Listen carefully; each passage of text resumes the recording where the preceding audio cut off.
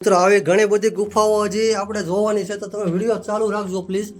તો આ બહેનો પણ અહીં દર્શન કરવા આવ્યા છે અને આપણે પહેલા કીધું એમ સુરતથી આવ્યા છે. ત્યાં એક જ્યોત પ્રગટે છે, ઘણા વર્ષોથી છે ત્યાં. બહેનો તમે પહેલી વાર આવ્યા કે અહીંયા? તો સાણા ડુંગરનું કેવું લાગ્યું તમને વાતાવરણ?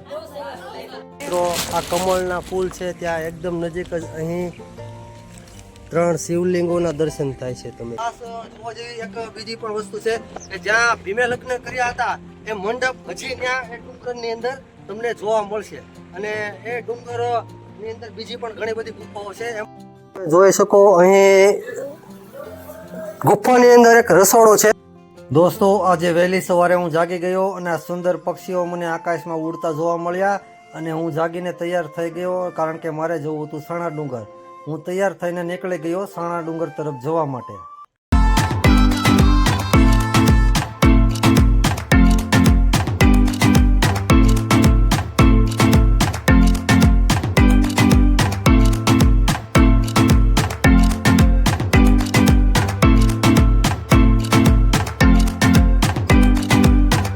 તો મિત્રો આજે હું આવી ગયો છું સાણા ડુંગરની એકદમ નજીક. અહીં એક ડેમ પણ છે, ડેમ તમને હું થોડી વારમાં બતાવું. અને અહીં સામે જે દેખાય છે એ છે સાણા ડુંગર. ત્યાં 5 પાંડવો આવેલા હતા. ત્યાં 5 પાંડવોમાંથી ભીમે લગ્ન કરેલા છે, એમનો મંડપ છે અને ઘણી બધો બીજો ઇતિહાસ પણ છે.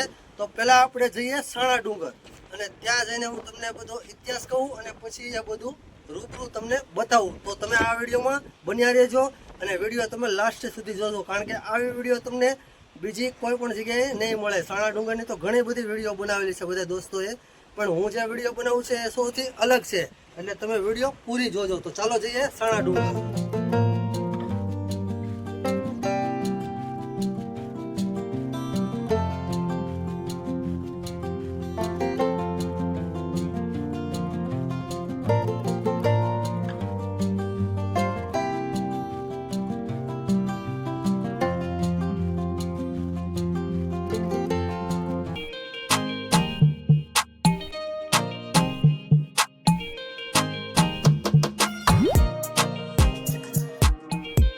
તમે જોઈ શકો છો અહીં કહેવત છે કે કાદવમાં કમળ ખીલે છે. અત્યારે તમે સામે જોઈ શકો છો આ છે કમળના ફૂલ જે ગુલાબી કલરના દેખાય છે.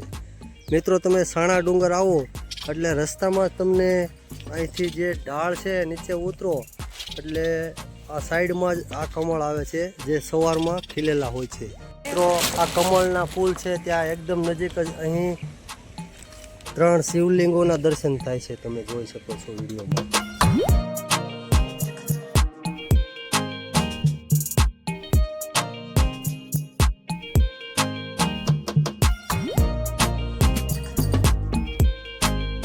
મિત્રો હું પહોંચી ગયો છું ગીર કાંઠે આવેલા સાણા ડુંગર. જેમણે ચેનલ સબસ્ક્રાઈબ ન કરી હોય કરી લેજો, કારણ કે અહીં 5 પાંડવોનો ઇતિહાસ છુપાયેલો છે.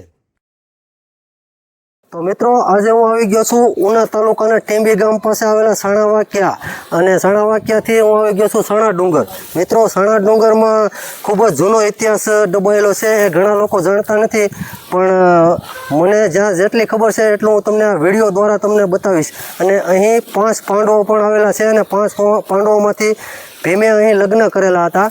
એ મંડપ પણ અહીં છે અને અહીં એક ખૂબ જ મોટું શિવલિંગ છે, એ પણ હું તમને વિડીયોમાં બતાવીશ.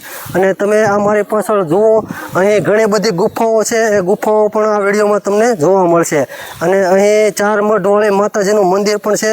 તો પહેલાં આપણે જઈશું 4 મઢવાળી માતાજીના દર્શન કરવા. ત્યાં અખંડ જ્યોત છે, એ ઘણા સમયથી પ્રગટે છે, એ પણ હું તમને બતાવીશ. તો મિત્રો તમે આ વિડીયો પૂરો જોજો અને લાસ્ટ સુધી જોજો, જેથી કરીને તમને આ બધું જોવા મળે.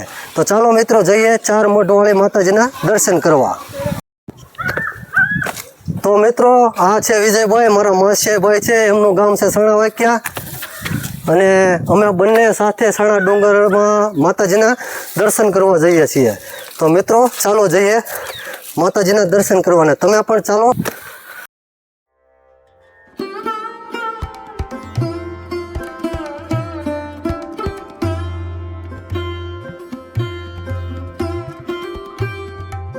તમે અહીં સાણા ડુંગરમાં પથ્થરમાં જ્યાં પાણીનો ટાંકો પહેલાંના સમયમાં તાકાતો હતા નહીં પાણી એકઠું કરવા માટે.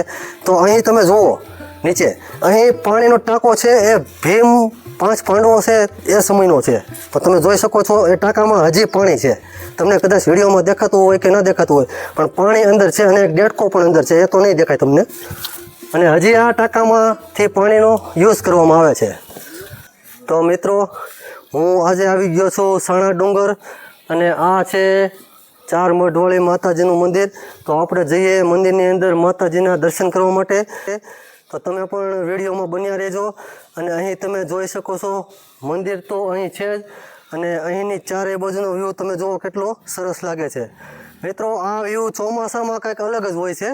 અત્યારે તો એટલું બધું તમને જોવાની ન મજા આવે પણ ચોમાસામાં તમે અહીં આવો તો તમને બીજે ક્યાંય જવાનું મન ન થાય એટલો સુંદર નજારો હોય છે.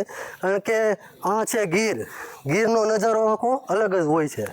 તો આપણે આ બાપુ પાસેથી સામેના ડુંગર છે જે 5 પાંડવો સમયના છે એમની વિશે થોડી માહિતી લઈએ. તો બાપુ તમે થોડું એમના વિશે બતાવો ને.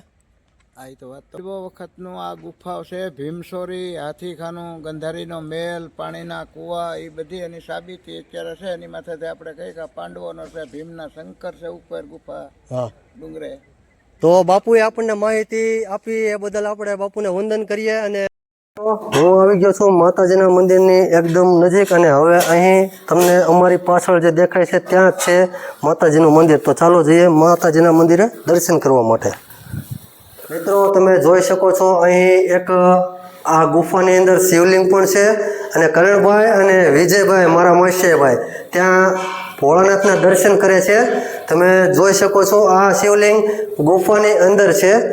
તો મિત્રો આવી ઘણી બધી ગુફાઓ છે ત્યાં માતાજી અથવા ભગવાનના સ્થાનક છે એ બધું તમને જોવા મળશે પણ વિડીયો તમે પૂરો જોજો તો જ તમને આ બધું જોવા મળશે. મિત્રો હવે આપણે જે માતાજીના દર્શન કરવા આવ્યા હતા એ માતાજીનું મંદિર આપણી એકદમ સામે છે અને ત્યાં એક જ્યોત પ્રગટે છે ઘણા વર્ષોથી છે ત્યાં. મિત્રો આ મંદિર ખૂબ જ ઓછા લોકોએ જોયેલું છે અને આ સાણા ડુંગર પણ ઘણા ઓછા લોકોએ જોયેલું છે.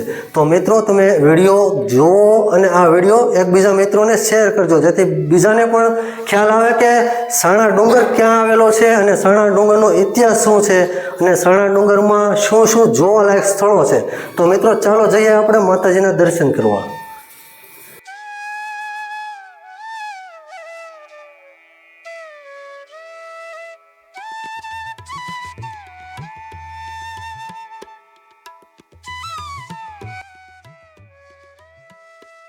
અને આ છે એ જ્યોત જે અહીં ઘણા વર્ષોથી પ્રગટે છે. તો મિત્રો તમે જોઈ શકો છો એ સુરતથી પણ ઘણા લોકો ફરવા આવ્યા છે અને એ બધા પણ અહીં માતાજીના દર્શન કરવા આવ્યા છે. આ બહેનો પણ અહીં દર્શન કરવા આવ્યા છે અને આપણે પહેલાં કીધું એમ સુરતથી આવ્યા છે બધા અને આ પહેલી વખત આવ્યા છે સાણા ડુંગર. બહેનો તમે પહેલી વાર આવ્યા કે અહીંયા? તો સાણા ડુંગરનું કેવું લાગ્યું તમને વાતાવરણ? આ જે બોર્ડ દેખાય છે ભૂતળા દાદાનું છે અને એમનું મંદિર અત્યારે બને છે અહીંયા. અને તમે જોઈ શકો છો આ છે ભૂતળા દાદા. આ અહીંનું ખૂબ જ જૂનું સ્થાનક છે ભૂતળા દાદાનું. અને એમની બાજુમાં તમને ગુફામાં એક રસોડું દેખાય છે. તો હું પહેલાં તમને બતાવું એ રસોડું. તો મિત્રો તમે જુઓ અહીં રસોડું પણ ગુફામાં છે અને આ ભાઈ અહીંયા સેવા કરે છે. અને મિત્રો આ પણ 5 પાંડવો સમયનું રસોડું છે અને આ પણ ગુફામાં છે. તમે જુઓ ગુફામાં પણ આવી સુંદર વ્યવસ્થા કરવામાં આવી છે. શકો છો અહીં પણ એક ગુફા છે. આ ગુફા પણ હું તમને બતાવું.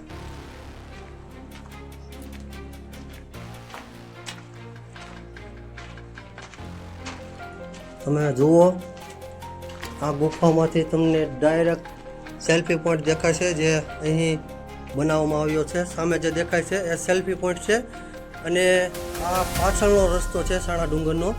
આ તમે જોઈ શકો છો વિડીયોમાં સામેથી જે નીચે આવે છે એ સાણા ડુંગરની તળેટીમાં આવે છે નીચે.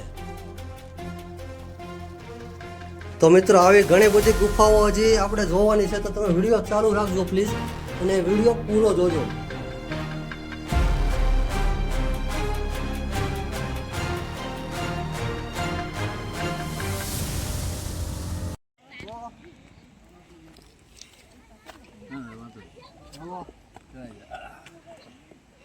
મિત્રો આ દાદાને પણ મેં થોડીક મદદ કરી દીધી, કારણ કે વડીલોને મદદ કરવી જરૂરી છે.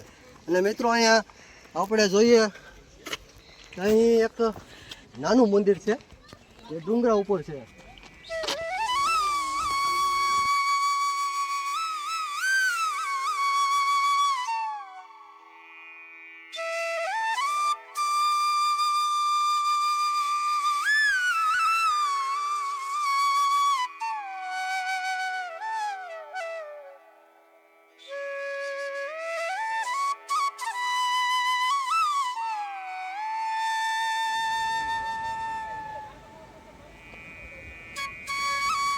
તો મિત્રો આ હતું અહીં પેલા ડુંગરામાં આવેલું ઉપરનું મંદિર. અને હવે આપણે જઈશું સામેના ડુંગરામાં. ત્યાં છે ભીમે જે લગ્ન કર્યા હતા એ મંડપ અને શિવલિંગ. તો આપણે હવે ત્યાં જઈને દર્શન કરીએ. અહીં પર્વતની સાથે સાથે જ અહીં રહેવા માટે સંતો માટે મકાન પણ બનાવવામાં આવેલું છે. અને મંદિર ત્યાં નીચે જ છે, એ તો આપણે પહેલાં પણ જોયું. અને હવે આપણે આ સીડી પરથી નીચે ઉતરી અને સામેના ડુંગરામાં જવાનું છે. અને મિત્રો આ તમે જુઓ, આ છે સાણાવાકિયા ગામ તરફથી આવતો રસ્તો. અને આ જે પાછળ ડુંગરા દેખાય છે એ બધા ગીરના ડુંગરાઓ છે.